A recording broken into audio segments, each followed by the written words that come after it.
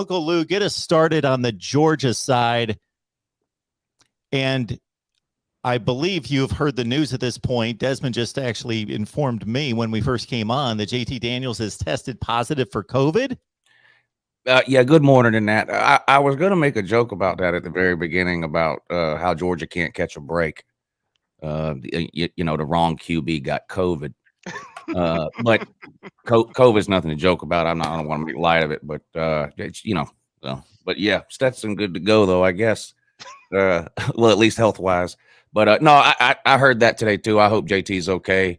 I'll admit I started tuning some of the COVID stuff out over the last couple of months. It was just, without getting into any of it, it was just on and on and on. But now I'm turning the TV on today, and the NHL is canceled for a week or 2 weeks or whatever it is. Something like 15% of the college basketball games this week have been canceled. Just all kinds of stuff going on. So I don't know. I hope JT's okay, and I hope, just like with injuries, I don't want anybody from Michigan to have to miss this game. I don't want anybody from Georgia. Same thing with Bama and Cincinnati.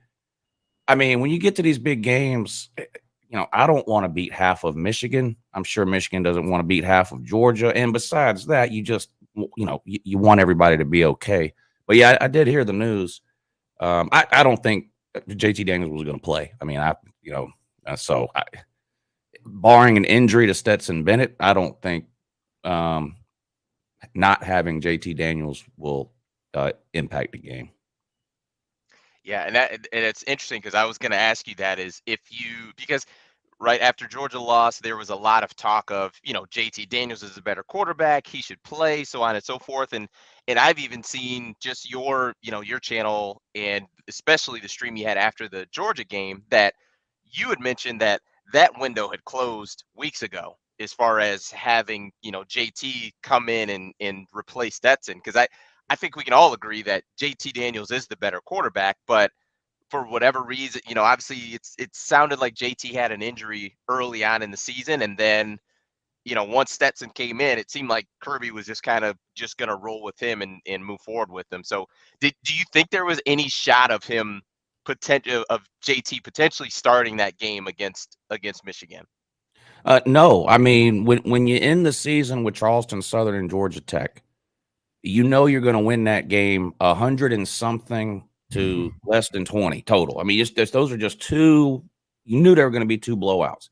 So you're saying to yourself, okay, they keep saying JT Daniels is rusty and blah, blah, blah, blah, blah. Okay, well, that sure would be a great opportunity to put him in or somebody in the second half of those two games. And, let's pretend Stetson Bennett was Bryce Young. Well, you still need a prepared backup. Somebody that's completed some passes recently, maybe. They didn't play at all against Charleston Southern and Georgia Tech. They put him in the second half. He played the entire third quarter and didn't attempt one pass. JT, they wouldn't even let him throw the ball. He handed the ball off 25 times and went and sat down, and they put Carson Beck in. So when we ended the season that way, I said, well, there's no plan to play JT, or else you would have used these last two basically preseason games that came at the end of the regular season. You'd have used those two games to prepare JT. And all the rumors, well, he's not 100%, or this whole fake made up argument between JT Daniels' family doctor and the team doctor. I don't buy any of that. This is people trying to make excuses for why Kirby Smart is playing Stetson Bennett. I think I don't believe any of that stuff. How you don't have a backup prepared, I don't know. I mean, I love Kirby to death. He's a great coach and an even better recruiter, obviously, but he's not perfect.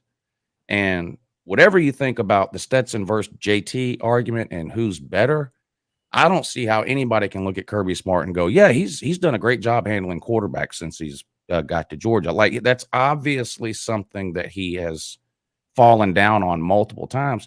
And I think this year is another example, not just because JT Daniels isn't starting, but because we have no viable backup option at QB, and that's unacceptable when you've got 5 straight top 3 recruiting classes, 2 number 1 classes, you've signed more 5-star quarterbacks than any other team in America in the last 5 years. More than Ohio State, more than Oklahoma, more than Alabama, more than Clemson.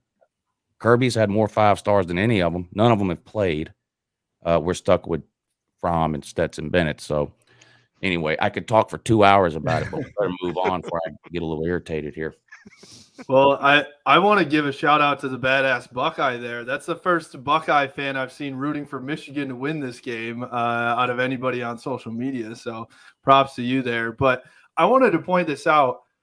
So Michigan, that defense is going up against another, you could call it QB controversy, when they went up against a QB controversy in Iowa as well. How many times has a team in 2 essentially championship games gone against a team with a QB controversy? I mean, Iowa had to put in their backup in second or third quarter there. So it's just interesting. And with, Michigan's defense, their strength this year has been getting to the quarterback. And I think that is a big, deal in this game.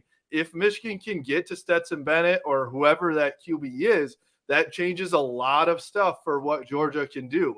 Now, I think Georgia's offensive line is going to be different than most everybody that they've gone against in the Big Ten. I mean, Iowa and Ohio State both have pretty solid offensive lines. But if Michigan can get to that quarterback, then all of a sudden Stetson Bennett or JT Daniels is now your offensive coordinator's thinking about things, you're second guessing things.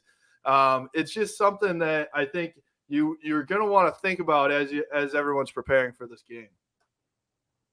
Yeah, I mean, anybody can get hurt at any time. We all know that. You step on the field, any play could be your last.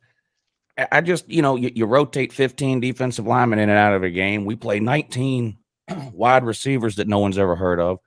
We have 4 NFL tight ends that rotate in and out. But for some reason, we have no viable backup option at the quarterback position, and it doesn't even appear that